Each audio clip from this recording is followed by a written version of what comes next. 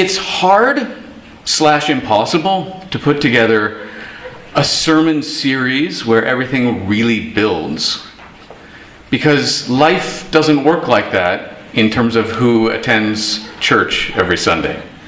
So I could try to build a sermon series where things build, but I don't have the same people here week after week after week. And so invariably it means I end up having to do some bit of review at the beginning of a sermon, for which I am mocked endlessly at home. And so this morning is going to, if you haven't been part of the sermon series, feel a little bit like that, trying to drink out of a fire hose kind of image. There's a lot coming here. My father-in-law likes to say that in England, if you hear, you're near Oxford, if you overhear a sort of a stuffy professorial voice saying, "And seventhly,"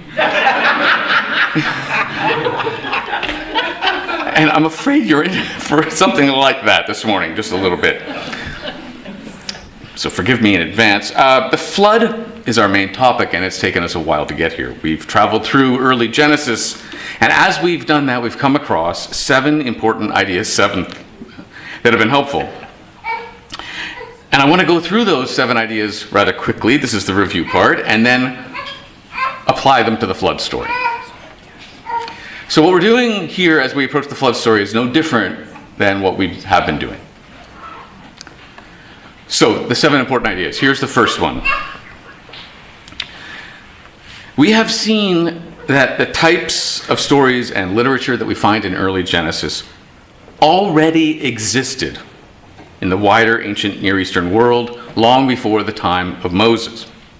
So over and over again in early Genesis, what happens is a known story form is used and then transformed, so that the original listeners are lulled into thinking that they know what's coming, but then they're shocked and surprised by the plot twists.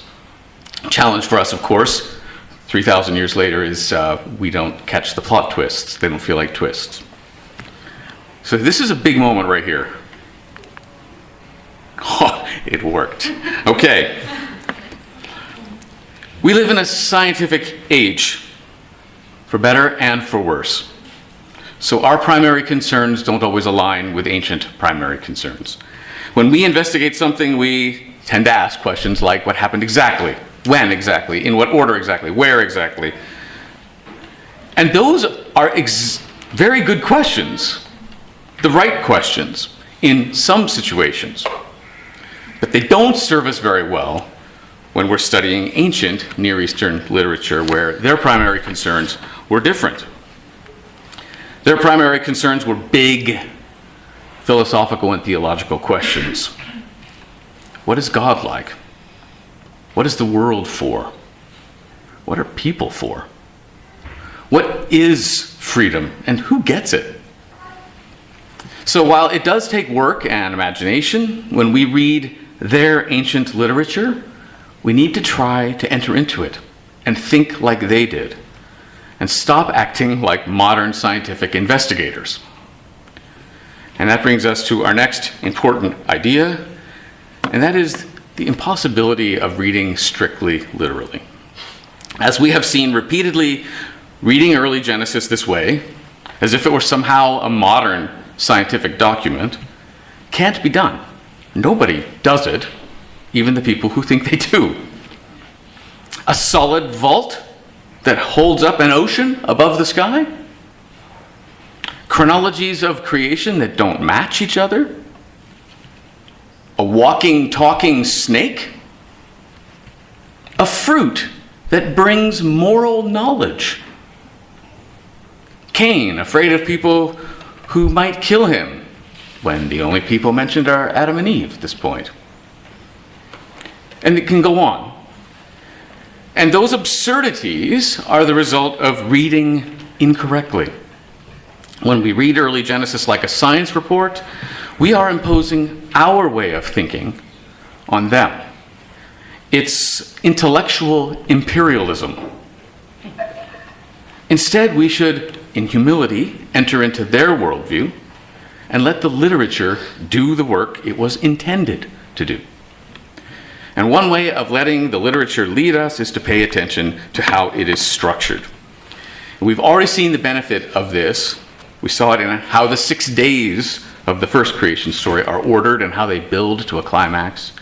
We saw it in the strong parallelism between the Adam and Eve story and the Cain and Abel story. And it's going to be a huge part, the most important part of understanding the flood story, how it is structured. We've also talked about the two main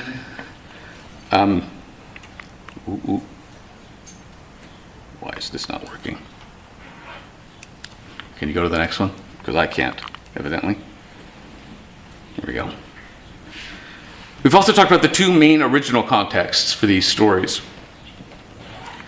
These worldview stories of early Genesis first show up for the Israelites in the context of Moses coming down off of Mount Sinai. And he comes down with an offer of God's covenant, with the 10 Commandments, which were just part of that covenant, and with the worldview stories that we find in early Genesis. All of these things in the Israelite narrative have Mount Sinai as their original context. But it's centuries later, during the Babylonian exile, that these stories are written in the form that we have today. So we have two main contexts, and understanding those two main contexts has helped us see more clearly what the stories of early Genesis are actually addressing. And we have found that these stories are something like parables. Scholars call them archetypal stories. We normal folks call them parables. Parables are set in the past, always. So at first they might look like a kind of history, but parables are really about the right now of the original listeners. We see this in Jesus. When Jesus tells a parable to a Pharisee, it's about the Pharisee. It's not about a moment in the past. So understanding the original ancient Near Eastern context helps bring to light the right now that these ancient parables are addressing, and helps us then see what the stories are really about. And finally, everything on this list requires some rather sophisticated thinking. We can't, and actually we shouldn't, ask children to think about these things, about these layers of context and archetypal meaning. Their brains are not ready for that yet. So we should just let children be children. And that means adapting and paraphrasing these stories of early Genesis in age-appropriate ways. That's good, but then it gets sad if the development stops there. Because the stories were written by grown-ups for grown-ups. There is so much richness in these stories when we return to them as grown-ups, when we can consider them in the context of the ancient Near East, when we let the literature lead the way when it comes to meaning and interpretation. Okay, that's the setup. Now to the flood story. If you've been with us, you know that I prefer to read the whole text. Can't do that with a flood story. It's too long. So here is a paraphrase to just kind of bring it back to your mind. But I do encourage you, especially if you don't buy what I'm presenting here this morning, and I just want to always be clear that is always a good option. Okay? This is just a piece of wood. It's not some magical furniture that makes you godlike. So if you're not buying it, I do encourage you to go and look at the text, actually at the text, not at a children's book, and read it.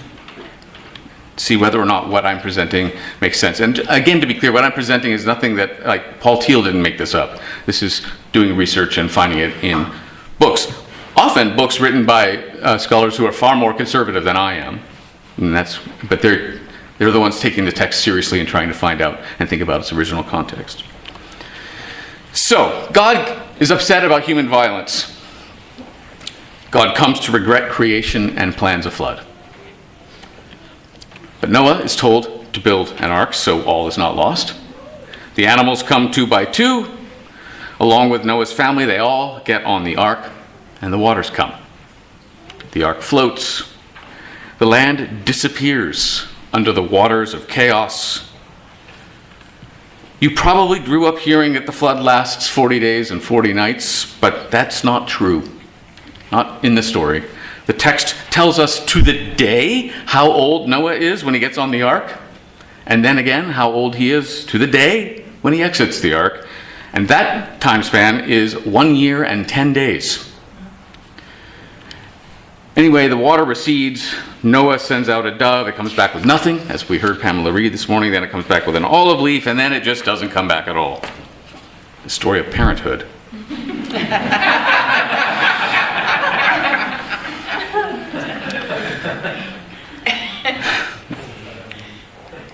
So Noah and his wife and his 3 sons and their wives and all the animals come off the ark, and creation begins all over again.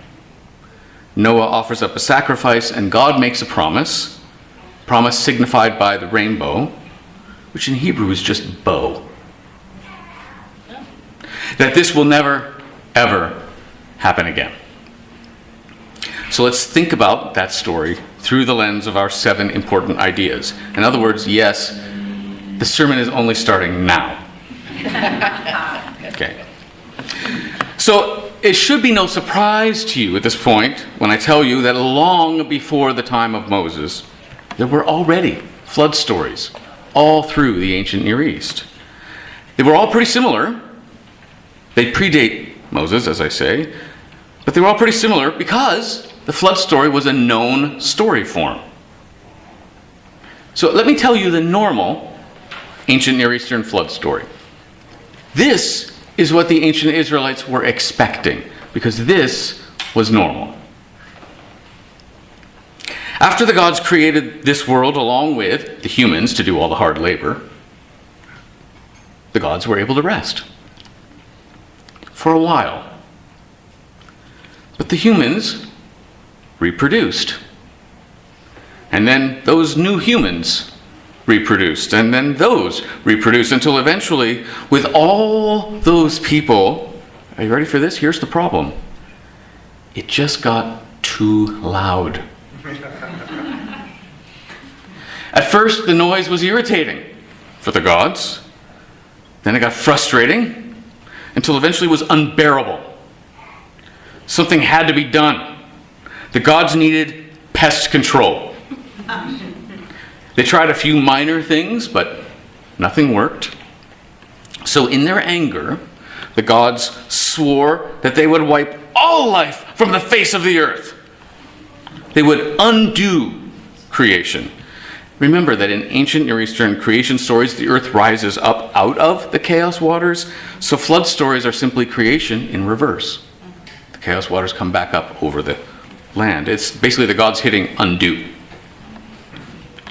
But one of the gods realized that this temper tantrum was short-sighted, was going to cause problems, because without the human workforce, the gods would not be able to rest.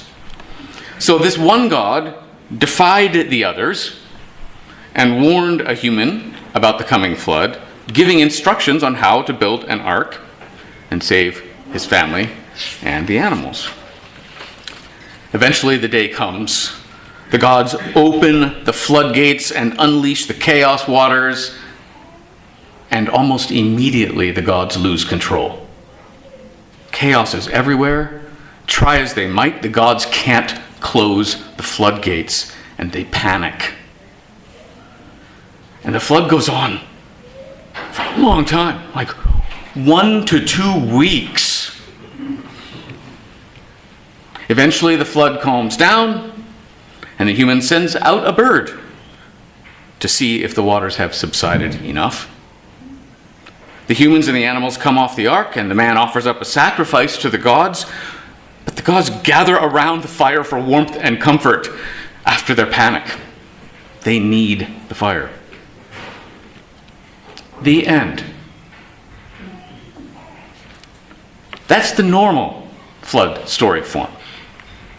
You can see that the Genesis flood story is in many ways quite similar, but also very different in feeling.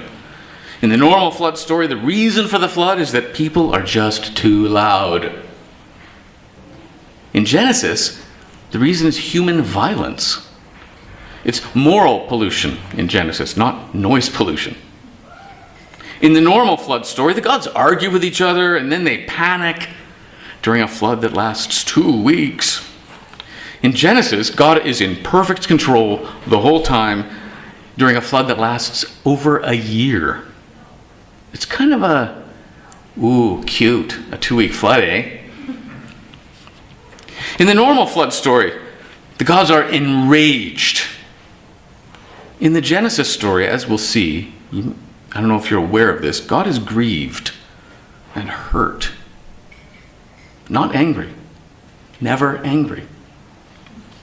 In the normal flood story, the gods are preoccupied with their own comfort. That's what ancient Near Eastern gods are like. In Genesis, again, as we'll see, God's commitment to others is what shapes the story. The flood story in Genesis takes a known story form and transforms it in surprising ways to make its points, to explore big ideas. And that brings us to the next important idea, and that's the one about primary concerns. When we read the flood story in Genesis, as modern scientific people, we need to remember that the story was not designed to answer our instinctive questions. What happened exactly, where exactly, how exactly. This story was designed to answer 2 big ancient Near Eastern questions. The first, what is God like? And the second, is the world in imminent danger of being uncreated by the waters of chaos? Are we in danger?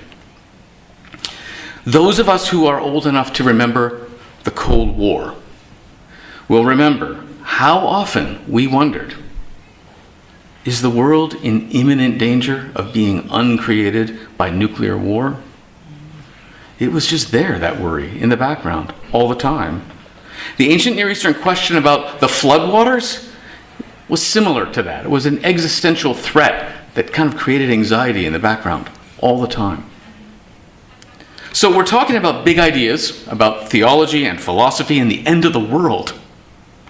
We're not talking about what happened exactly, where exactly. So if we insist on scientific realism as we read the story, we're in for some trouble because it doesn't match.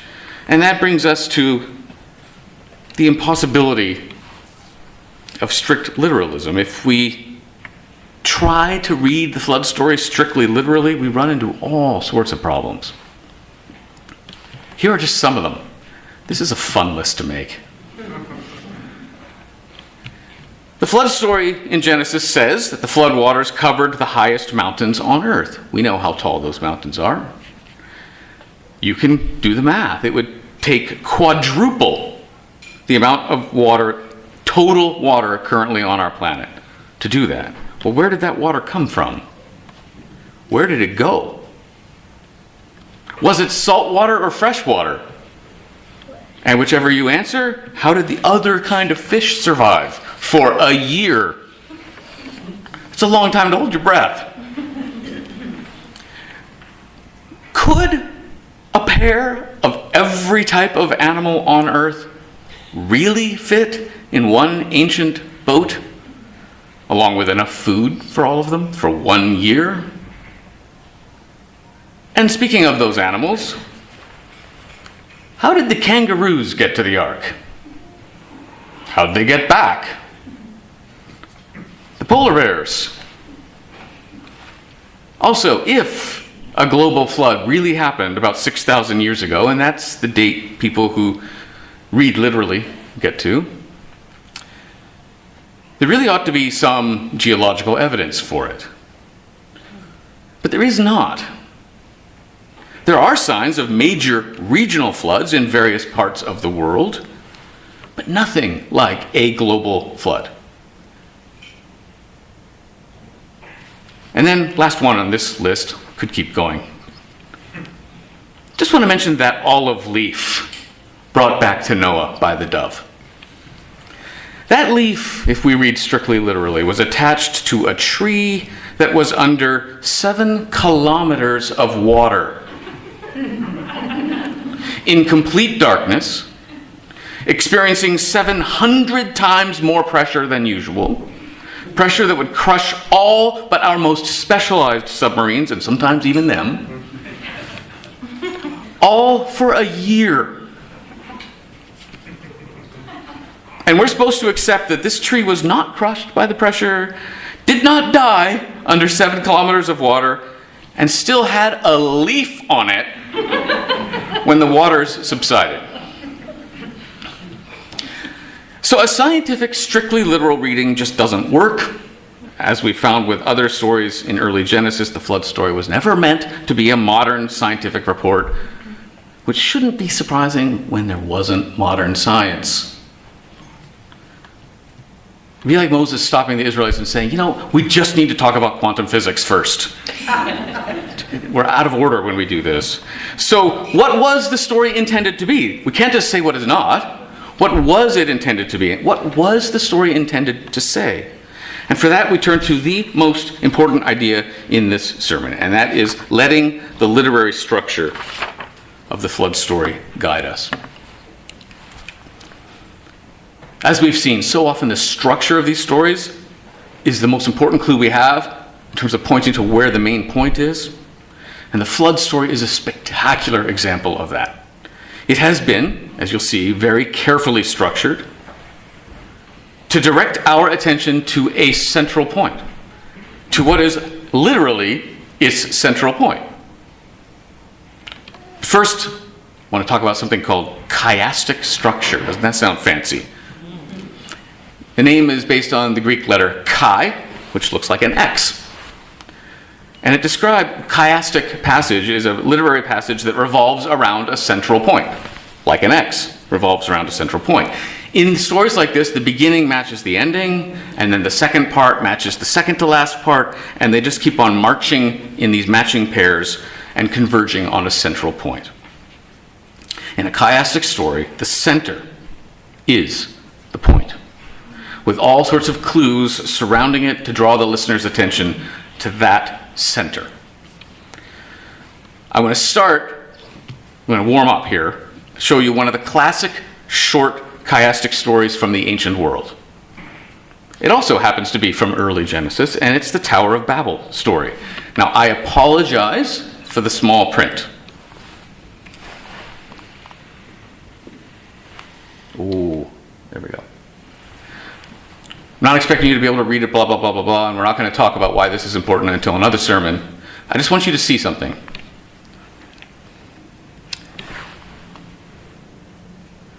At the very beginning, the world is gathered and has a common speech. But at the very end, they are scattering and they have multiple languages. They match in an opposite kind of way.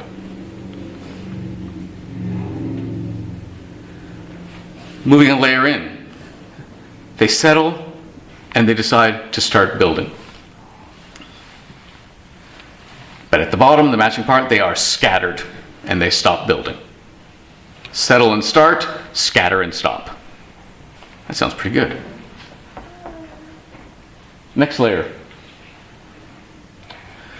Come, let us build ourselves a city, they say. And then God says, come, let us go down. And those Hebrew phrases are identical, and the Hebrew listener would have understood these things match. And all of that funnels us to the center. But the Lord went too fast here.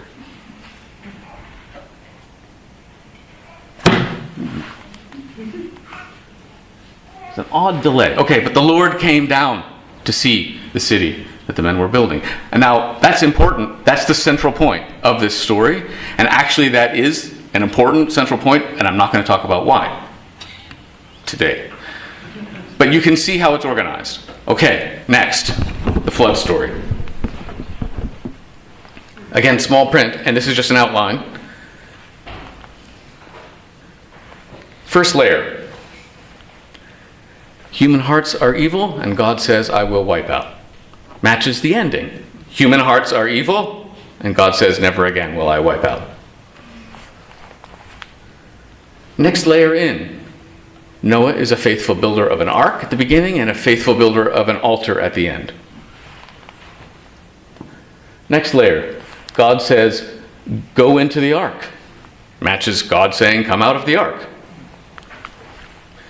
Next layer. 2 mentions of 7-day waiting periods along with Noah's age to the day. And at the end, 2 mentions of 7-day waiting periods, along with Noah's age to the day. God shuts the ark, Noah opens the ark. So ark shut, ark open. 40 days mentioned at the beginning of rainfall. That's basically all we tend to latch on in remembering the story. But there's also a matching after the central point, 40 days.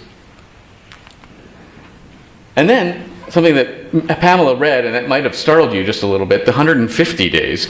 There's 150 days before the central point and another 150 days mentioned after the central point. And all of this, just look at this. This is no accident. The ancient world knew what it was doing.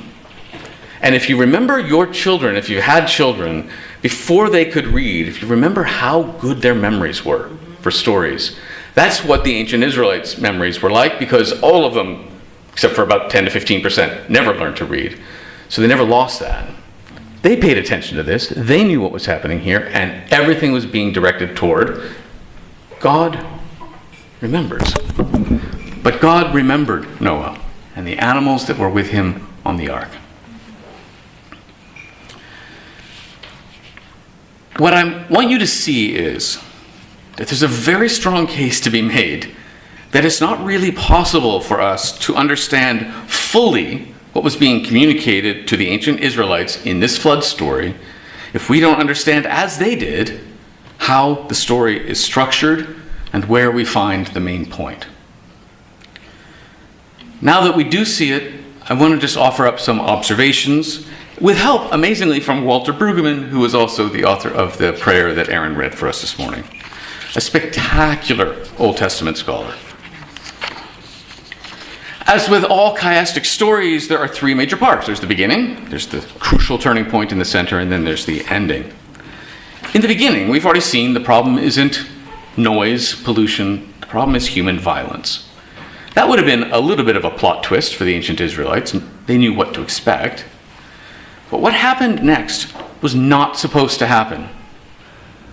God's response is not fury. God is not angered, God is grieved. God is not enraged, God is saddened. The Lord was grieved that mankind had been made upon the earth, and God's heart was filled with pain.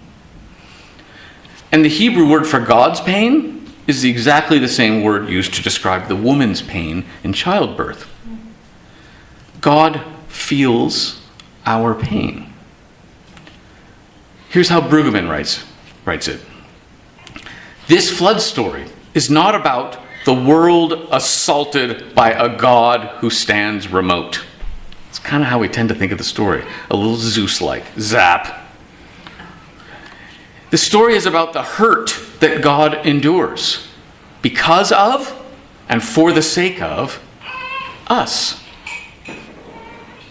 Then we have the center. God remembers. God remembers Noah. God remembers Noah's family. God remembers the rest of creation, represented by the animals. Here's Brueggemann again. The good news, the gospel, is that God remembers. The only thing the waters of chaos and death cannot cut through is the commitment of God to creation. And then the ending. And I'm going to say something that might bother you a little. One of the most astonishing things about this story is where we find the character development. You may notice that the character development is not found in the humans. At the very beginning, human hearts are evil. At the very end, human hearts are evil. Humanity, all evil, all the time. But there is character development in this story, and character development was really important for Hebrew storytellers. And the character development is found in God. God's stance changes from I will wipe out to never again will I wipe out. Even though the situation is unchanged, human hearts are still evil. And after the flood, as God renews the promises of blessing and the blessings of creation, the food blessing is increased. God says, just as I first gave you all the green plants for food. Now I give you everything. God moves from I will wipe out to I will not wipe out. From blessing to more blessing. From commitment to sacrificial, it hurts commitment. Brueggemann. Now God's commitment is intensified.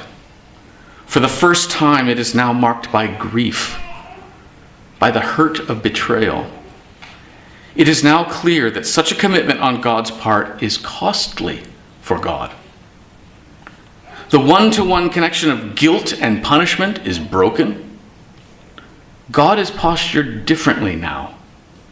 The relationship of creator to creature is no longer based on punishment, but rather on unqualified grace. Now, obviously, this opens up a lot of theological questions, like, is God even allowed to have character development? Is God allowed to change? Does that mean God was wrong before? I'm going to answer all those questions in 20 seconds. No, of course I'm not. We can't delve into those questions in this time. I will say this, though. We should all beware when our theological understanding of God is more Greek philosopher than ancient Israelite. Here's what I mean by that. The idea of an eternally static and unchanging God is more Greek than scriptural.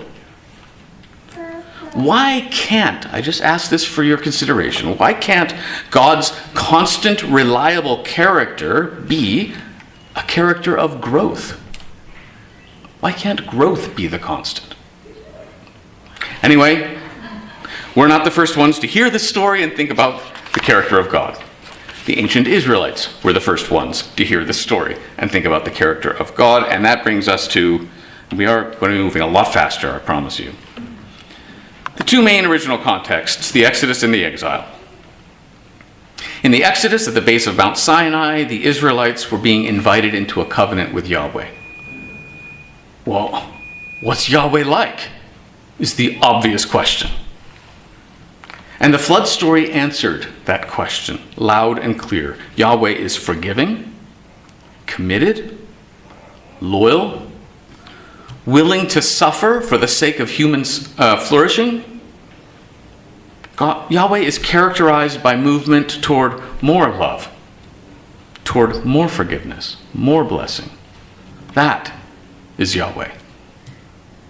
And at the base of Mount Sinai, they needed to hear that. And then centuries later, when this story was put in the written form we have today, with all of its careful chiastic structure, the Israelites were in Babylonian exile. I think we forget how awful that was. They had lost the promised land. What's it called? The promised land. They had lost it. Their city and their temple had been destroyed. There was no descendant of David on the throne. They felt like they were drowning in chaos. I want to repeat that amazing metaphor. They felt like they were drowning in chaos, and everything important felt as if it had been uncreated by the forces of chaos. As much as ever, the ancient Israelites needed to hear that God's faithfulness, God's loyalty, God's love cannot be destroyed by anything. The flood story told them that not even the waters of chaos, not even uncreation, could ever cut through God's commitment to them. Far from home, having lost everything, they thought, in Babylon, they needed to hear that. And in both of these settings, the Exodus and the exile, the flood story, yes, was set in the past. It was about the right now. It was about their right now. It wasn't about history or science. Instead, the flood story proclaimed to these Israelites that the character of God is their lifeline.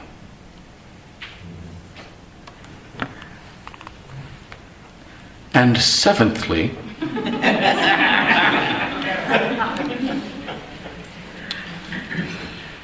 again, this is grown-up stuff. The ark And the animals, they all make for very cute picture books. And that is a great place to start. But the flood story is not a children's story. And it's a shame if we grow up, but don't let the flood story grow up with us. When we keep it a children's story with its childlike concrete literalism, of course we get weirded out by it. Of course we are horrified by what looks like mass murder on a global scale by God. But if we bring our grown-up thinking skills to this grown-up story, if we do the work to discover what the story meant and how it worked in its original context, then we see the gospel, the good news of the flood story. In the normal ancient Near Eastern flood story, the normal one, the message was that the gods were brutal, easily angered, and that a flood could happen again at any time. But the Israelite flood story is sort of the ultimate Trojan horse, because it's actually an anti-flood story, because the big reveal at the end is that this will never happen. And God, rather than being brutal and easily angered, is characterized by movement toward restraint, toward forgiveness and loyalty and sacrificial love and increased blessing. That was good news for the Israelites in their confusion at the base of Mount Sinai. That was good news for the Israelites in their despair in exile in Babylon. And it is good news for us too, once we enter into it and see the point. Because we too need these reminders. So I want you to hear it one more time. God remembers. God is always moving toward more love, more forgiveness, more blessing. God remembers. God never lets go. God never stops loving, even if and even when we feel like we're drowning in chaos. God never stops loving. And there is no force on earth that can stop it. Amen.